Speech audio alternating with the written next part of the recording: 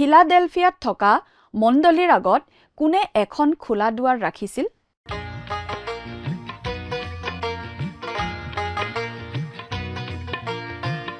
আজিৰে পবিত্ৰ ক্ষণতে উজলি উঠা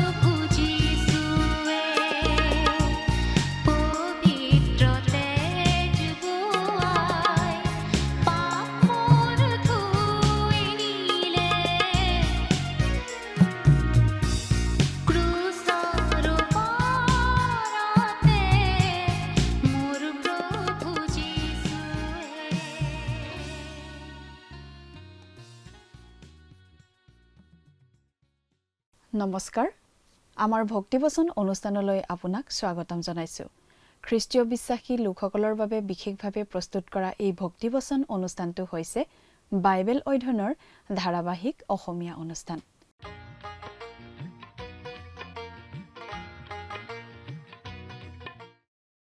প্ৰিয় দৰ্শক আপুনি যদি আমাৰ আগৰ অনুষ্ঠানটো শুনিছিল তেনেহলে আপোনাৰ নিশ্চয় মনত আছে যে আমি এতিয়া বাইবেলৰ নতুন নিয়ম খণ্ডৰ প্ৰকাশিত বাক্য নামৰ পুস্তকখন অধ্যয়ন কৰি আছো আৰু যোৱা অনুষ্ঠানত আমি এই প্ৰকাশিত বাক্য পুস্তকৰ ৩ নম্বৰ অধ্যায়ৰ ১ নম্বৰ পদৰ পৰা ৬ নম্বৰ পদলৈকে পঢ়ি তাৰ ভিত্তিত আগবঢ়োৱা আলোচনা শুনিবলৈ পালো আজিৰ অনুষ্ঠানত আমি এই প্ৰকাশিত বাক্য পুস্তকখনৰ ৩ নম্বৰ অধ্যায়ৰ ৭ নম্বৰ পদৰ পৰা ৮ নম্বৰ পদলৈকে পঢ়ি তাৰ ভিত্তিত আগবঢ়োৱা আলোচনা শুনিবলৈ পাম ৭টা মণ্ডলীলৈ লিখা পঞ্চমখন পত্ৰ আছিল সাৰ্ডিত থকা মণ্ডলীলৈ লিখা এই মণ্ডলীয়ে 1517 খ্ৰীষ্টাব্দৰ পৰা প্ৰায় 1800 খ্ৰীষ্টাব্দৰ মাজৰ সময়ছোৱাৰ প্ৰটেষ্টেণ্ট মণ্ডলীক প্ৰতিনিধিত্ব কৰে মাৰ্টিন লুথাৰৰ যুগেৰে আৰম্ভ হোৱা সেই সংস্কাৰৰ পৰা আৰম্ভ হোৱা এই যুগটোৱে আমাক মণ্ডলীৰ ইতিহাসৰ মহান মিছনেৰী আন্দোলনৰ আৰম্ভণিলৈ লৈ যায় এই মণ্ডলীক প্ৰভু যীশুৱে তোমাৰ কৰ্মবোৰ মই জানো বুলি কৈ প্ৰশংসা কৰিছে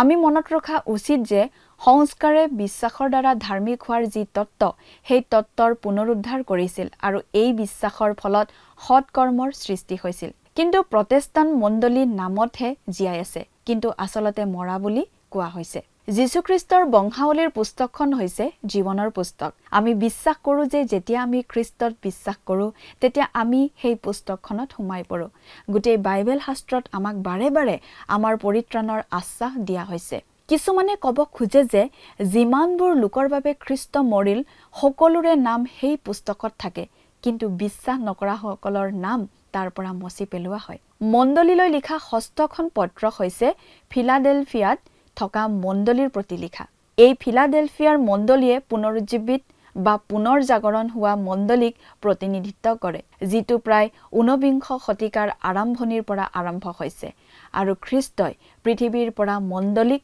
উঠাই নিয়াৰ দিন পৰ্যন্ত থাকিব এইটোৱে হৈছে সেই মণ্ডলী যিয়ে ঈশ্বৰৰ বাক্যলৈ ঘূৰি আহিছে আজি প্ৰটেষ্টেণ্ট মণ্ডলীবোৰত আৰু লগতে ৰোমান কেথলিক মণ্ডলীতো ঈশ্বৰৰ বাক্যৰ ফালে মুখ কৰা লোকৰ সংখ্যা যথেষ্ট আছে সমগ্ৰ বিশ্বতেই আজি ঈশ্বৰৰ বাক্য শুনিব বিচৰা আৰু ইয়াৰ বাবে ভোকাতুৰ মানুহ আছে এই সময়ছোৱাৰ ছবি ফিলাডেলফিয়াৰ মণ্ডলীত দেখুওৱা হৈছে প্ৰিয় দৰ্শক কথাবোৰ অধিক বহলাই চাবলৈ আহকচোন এতিয়া আমি মূল আলোচনাটোৰ মাজলৈ আগবাঢ়ি যাওঁ প্ৰিয় শ্ৰোতা আজি আমি ৭ নম্বৰ পদৰ পৰা অধ্যয়ন আৰম্ভ কৰিম ইয়াত আমি পাওঁ ফিলাডেলফিয়া মণ্ডলীৰ প্ৰতি প্ৰভু যীশুৱে কোৱা কথা এই ফিলাডেলফিয়াৰ মণ্ডলীয়ে মণ্ডলীৰ ইতিহাসৰ শেষৰ ভাগৰ মণ্ডলীক বুজায় প্ৰায় 19 শতিকাৰ আৰম্ভণিৰ পৰা এই পৃথিৱীৰ পৰা খ্ৰীষ্টই মণ্ডলীক উঠাই লৈ নোযোৱা পৰ্যন্ত সেই সময়ছোৱাৰ মণ্ডলীক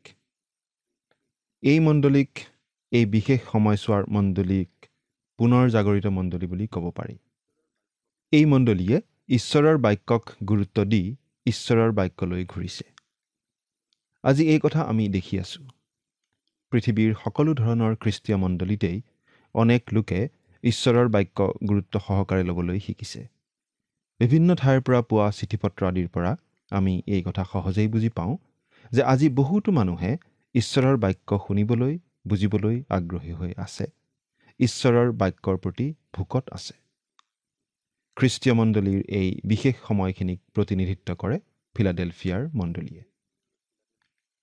সেই সময়ৰ ফিলাডেলফিয়া আজি তুৰস্ক দেশৰ এখন চহকী চহৰ এইখন সমুদ্ৰ তীৰৰ পৰা প্ৰায় 125-150 মাইলমান ভিতৰত ভূভাগত অৱস্থিত এখন সুন্দৰ উপত্যকাত এই উপত্যকাটো অৱশ্যে যথেষ্ট বহল উত্তৰ দক্ষিণা নগৰখন আছিল 4-5খন পাহাৰৰ ওপৰত অৱস্থিত অতি ধুনীয়া ঠাই আজি অৱশ্যে এইখন বিয়পি গৈছে ফিলাডেলফিয়া ভূমিকম্পৰ প্ৰৱণতা থকা ঠাইত অৱস্থিত এই ভূমিকম্পৰ কাৰণেই বহুতো লোক সেই ঠাইৰ পৰা আঁতৰি গৈছিল অৱশ্যে যুদ্ধ বিগ্ৰহ আদি চলি থকা কাৰণেও সেই ঠাই এৰি মানুহবোৰ আন ঠাইলৈ গৈছিল টাইমুৰলংগ আৰু পূব দিশৰ পৰা অহা আন কিছুমান আক্ৰমণকাৰীয়ে এই চহৰত অৱশিষ্ট থকা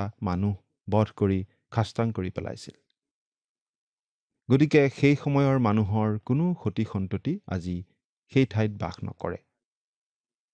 কিন্তু সেই ঠাইত আজিও মানুহ বাস কৰে আৰু তেতিয়াৰ পৰাই সদায় বিভিন্ন মানুহ সেই চহৰত বাস কৰি আহিছে। এই চহৰখন গ্ৰীকসকলৰ অধীনত থকা আন চহৰৰ নিচিনাই আছিল। এই চহৰখন বুজাবলৈ গ্ৰীকসকলে ব্যৱহাৰ কৰা শব্দটোৰ আচল অৰ্থ আছিল বৰ্বৰ।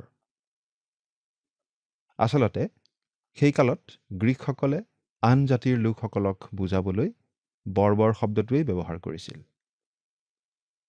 প্ৰথমতে যদিও ইয়াত লুডিয়া ভাষা চলিছিল, কিন্তু পাচনিসকলৰ দিনত ইয়াত গ্ৰীক ভাষাহে চলিছিল।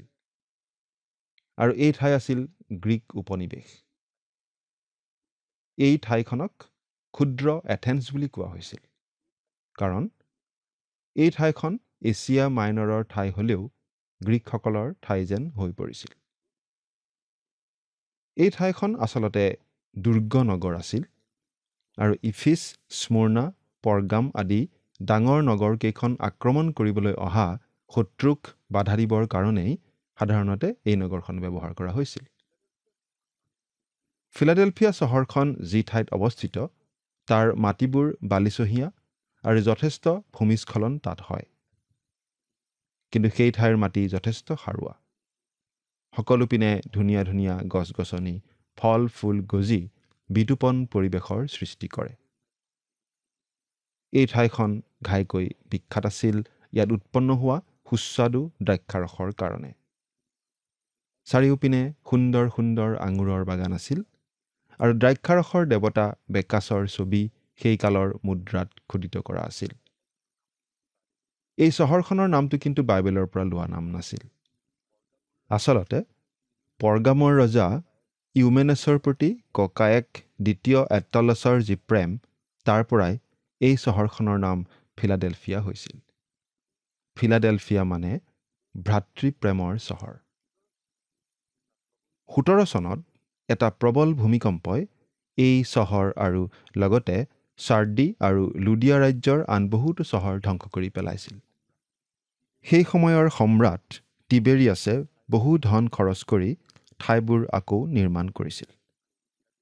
প্ৰভু যীশুৱে এই ফিলাডেলফিয়াত থকা মণ্ডলীৰ প্ৰতি যিখিনি কথা কৈছে, তাত সমালোচনামূলক একো কথা কোৱা নাই। স্মুৰ্ণা মণ্ডলীৰ প্ৰতিও প্ৰভু যীশুৱে একো সমালোচনামূলক কথা কোৱা নাছিল। কিয় বাৰু? কাৰণ ফিলাডেলফিয়া মণ্ডলীৰ লোকসকলে ঈশ্বৰৰ বাক্যক গুৰুত্ব দিছিল।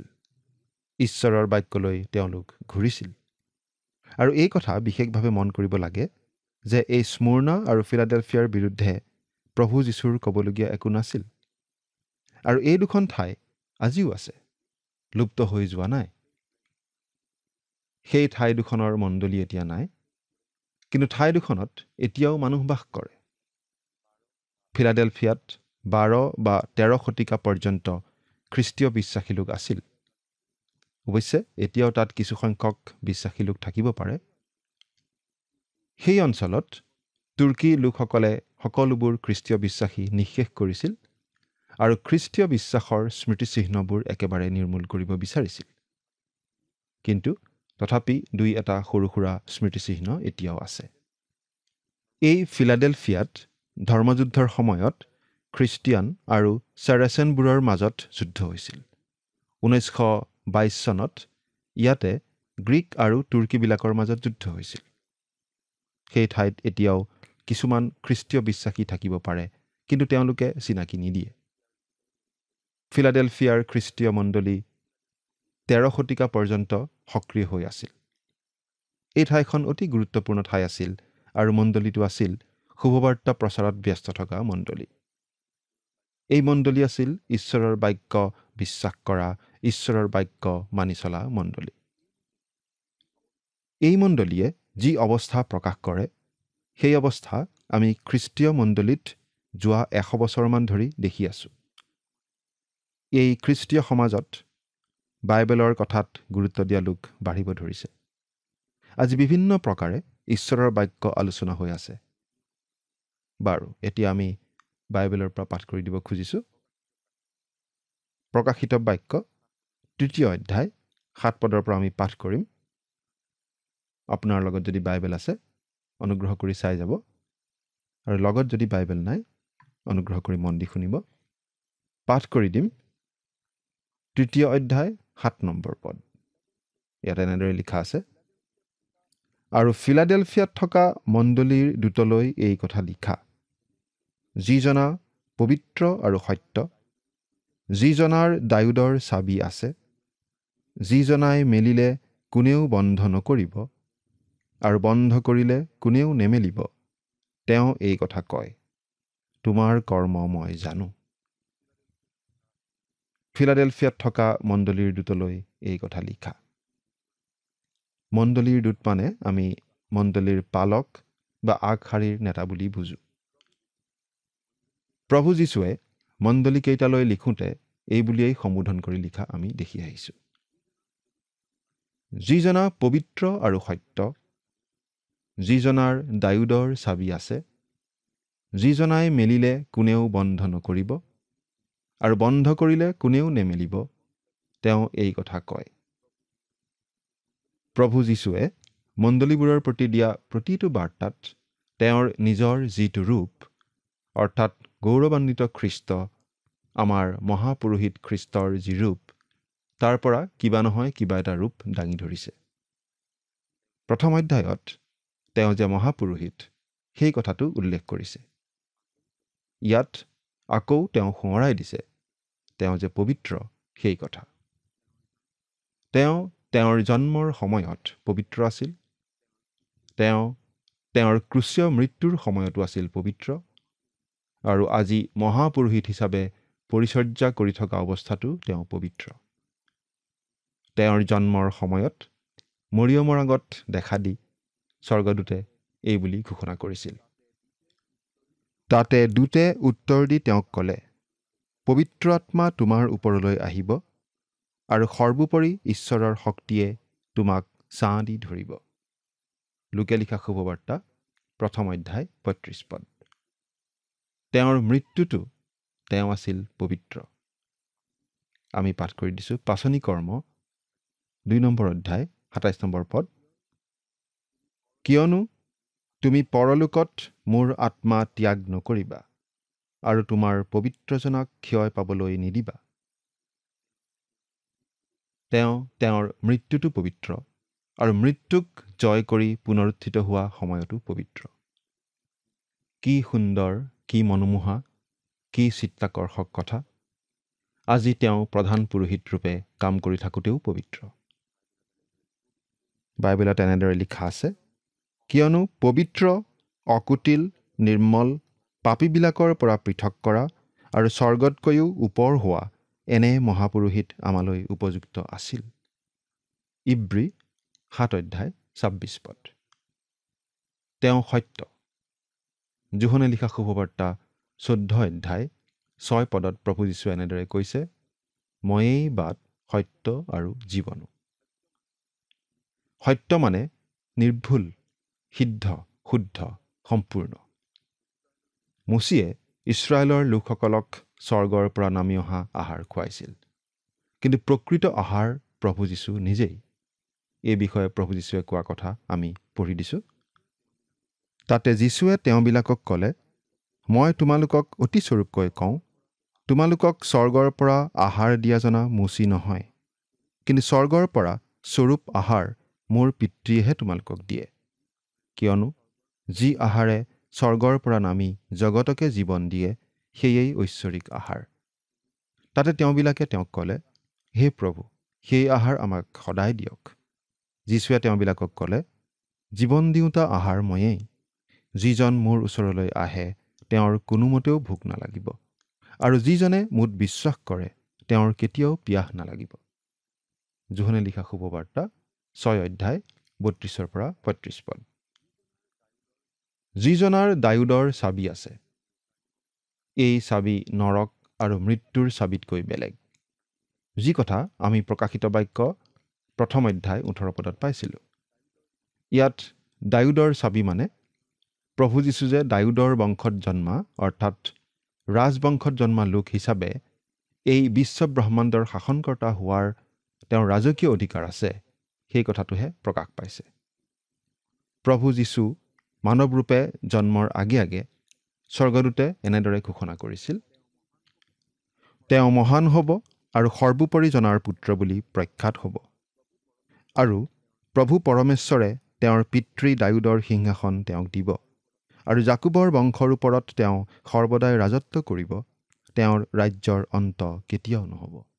লোকে লিখা শুভবাৰ্তা 1 অধ্যায় 32 আৰু 33 পদ। এই পৃথিৱীত তেওঁ 1000 বছৰীয়া শাসন চলোৱাৰ সময়ত তেওঁ ডায়ুদৰ সিংহাসনত অধিষ্ঠিত হ'ব, কিন্তু আজি তেওঁ স্বৰ্গত পিতৃ ঈশ্বৰৰ সিংহাসনৰ সোঁহাতে বহি আছে সাৰ্বভৌম ৰজা হিচাপে। কিন্তু এদিন শত্ৰুবোৰক তেওঁৰ ভৰি পীড়া কৰা হ'ব, তেওঁ সেই দিনটোৰ অপেক্ষাত আছে। যিজনাই মেলিলে কোনেও বন্ধ নকৰিব আৰু বন্ধ কৰিলে কোনেও নেমেলিব। প্ৰভু যীশুৱেই আজি বন্ধও কৰিব পৰা, মুকলিও কৰিব পৰা ক্ষমতা হাতত ৰাখিছে। এইটো আমাৰ বাবে অতি আশ্বাসপূৰ্ণ কথা। মই তোমাৰ কৰ্ম জানো।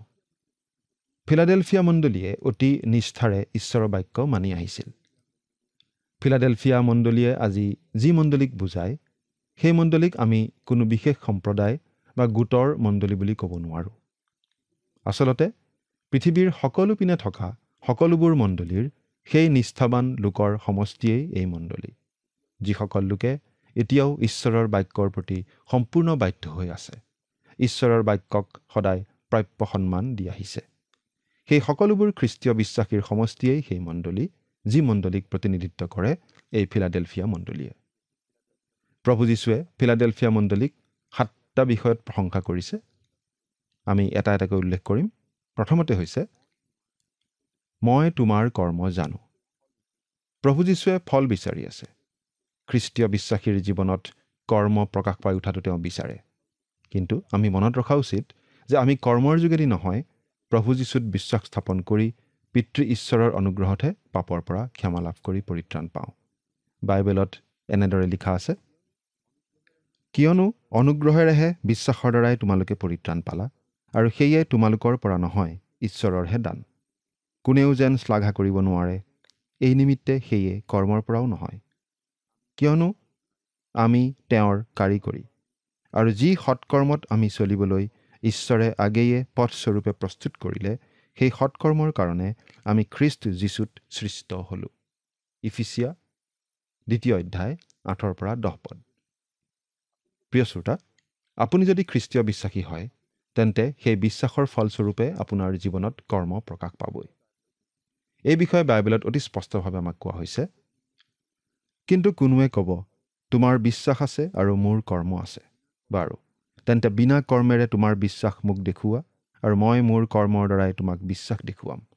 জাকুব 2 অধ্যায় 18 পদ। কৰ্ম মানে অৱশ্যে বিধান পালনৰ কথা বুজোৱা হোৱা নাই, কিন্তু বিশ্বাসৰ কৰ্মৰ কথাহে ইয়াত কোৱা হৈছে। এতিয়া 8 নম্বৰ পদটো পঢ়ি দিছোঁ।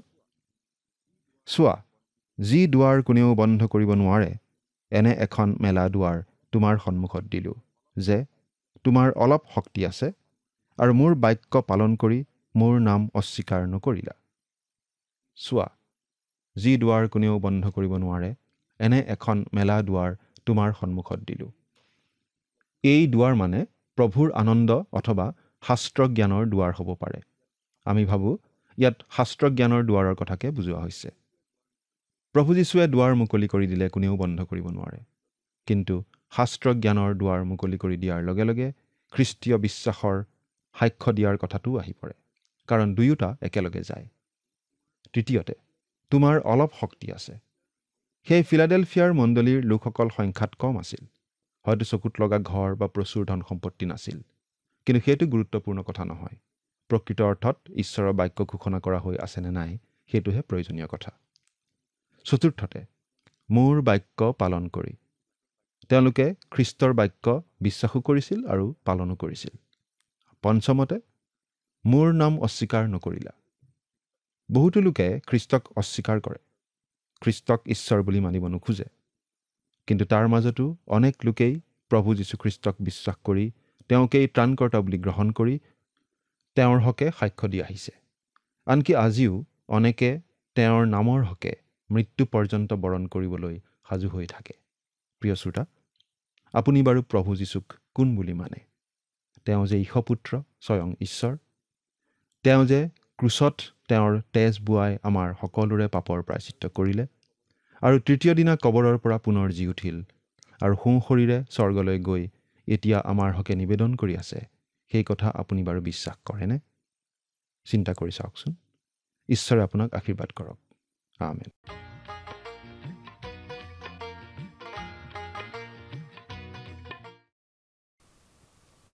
প্ৰভুৱে ফিলাডেলফিয়াৰ মণ্ডলীক প্ৰশংসা কৰি কৈছে, মই তোমাৰ কৰ্মবোৰ জানো। প্ৰভু যীশুৱে বিশ্বাসীসকলৰ জীৱনত ফল প্ৰকাশ পোৱাটো বিচাৰে। তেওঁ ফিলাডেলফিয়া মণ্ডলীক কৈছিল, চোৱা, মই তোমাৰ সন্মুখত এখন খোলা দুৱাৰ ৰাখিছো আৰু কোনেও তাক বন্ধ কৰিব নোৱাৰে। আমি বিশ্বাস কৰো যে ই শাস্ত্ৰৰ জ্ঞানৰ দুৱাৰ, কাৰণ তোমাৰ অলপ শক্তি আছে বুলি সেই মণ্ডলীক কৈছো। এইটো আছিল বিশ্বাসীসকলৰ এটা নম্ৰ গোট, যাৰ আকৰ্ষণীয় সংখ্যা, ডাঙৰ অট্টালিকা বা কাৰ্যসূচী নাছিল, কিন্তু তেওঁলোক বিশ্বস্ত বিশ্বাসী আছিল। তেওঁলোকে প্ৰভু যীশুৰ নামক অস্বীকাৰ কৰা নাই। তেওঁলোকে পাপীসকলৰ বাবে খ্ৰীষ্টৰ ক্ৰুচীয় মৃত্যুৰ কথা ঘোষণা কৰি তেওঁৰ প্ৰতি সত্যতাৰে সাক্ষ্য দিছিল। প্ৰিয় দৰ্শক, আজিলৈ আমাৰ অনুষ্ঠানটো ইমানতে সামৰণি মাৰিব খুজিছো। পৰৱৰ্তী অনুষ্ঠানত আপোনালোকক পুনৰ লগ পোৱাৰ আশা ৰাখিলোঁ। সামৰণিতে আহক খন্তেক প্ৰাৰ্থনাত মূৰ দুৱাওঁ। স্বৰ্গত থকা অতি মৰমীয়াল দয়ালু পিতৃ ঈশ্বৰ, ধন্য হওক প্ৰভু তোমাৰ নাম। দয়ালু মৰমীয়াল পিতৃ ঈশ্বৰ, এই সময়তে প্ৰাৰ্থনা কৰিছো প্ৰতিজন দৰ্শকসকলৰ বাবে। প্ৰভু, তুমি তেওঁলোকক আশীৰ্বাদ কৰা আৰু তেওঁলোকে যাতে সকলো সময়তে তেওঁলোকৰ জীৱনত তোমাকে যাতে আগস্থান দি নিজৰ জীৱন যাতে পৰিচালিত কৰিব পাৰিব, তেনে আশীৰ্বাদ দান কৰিবা। আৰু যি যি বাক্যবোৰ প্ৰভু তেওঁলোকে শিকিছে, সেই বাক্যবোৰ যাতে তেওঁলোকে বুজি পাব পাৰিব, নিজৰ জীৱনত ব্যৱহাৰ কৰিবলৈ পাৰিব, তেনে আশীৰ্বাদ প্ৰভু তুমি দান কৰা। এই সকলো যাচনা মহান ত্ৰাণকৰ্তা প্ৰভু যীশুখ্ৰীষ্টৰ নামত অৰ্পণ কৰিছো। আমেন। প্ৰিয় দৰ্শক, যোৱা অনুষ্ঠানৰ প্ৰশ্নটোৰ শুদ্ধ উত্তৰটো হৈছে অপশ্যন ডি, ভূমিকম্পত। আজিৰ অনুষ্ঠানৰ ওপৰত আধাৰিত প্ৰশ্নটো হৈছে ফিলাডেলফিয়া নামে কি বুজায়? অপশ্যন এ, ঈশ্বৰৰ প্ৰেম। অপশ্যন বি, ভাতৃপ্ৰেম। অপশ্যন চি, চহকী চহৰ। অপশ্যন ডি, ক্ষুদ্ৰ এথেন্স। প্ৰিয় দৰ্শক, আজিৰ প্ৰশ্নৰ সঠিক উত্তৰটো আজি সন্ধিয়া 6 বজাৰ আগেয়ে আপোনাৰ নাম আৰু সম্পূৰ্ণ ঠিকনাৰে সৈতে আমালৈ 7429840242 নম্বৰত SMS নাইবা হোৱাটছআপ যোগে প্ৰেৰণ কৰক। প্ৰিয় দৰ্শক, আপুনি যদি আমাৰ এই অনুষ্ঠানৰ যোগেদি আশীৰ্বাদপ্ৰাপ্ত হৈছে আৰু আমাৰ লগত কথা পাতিবলৈ বিচাৰিছে বা আপোনাক প্ৰাৰ্থনাৰ সহায়ো পৰামৰ্শ লাগে, তেন্তে আমালৈ 7429840242 এই নম্বৰত পোনপটীয়াকৈ ফোন কৰিব পাৰিব। ধন্যবাদ।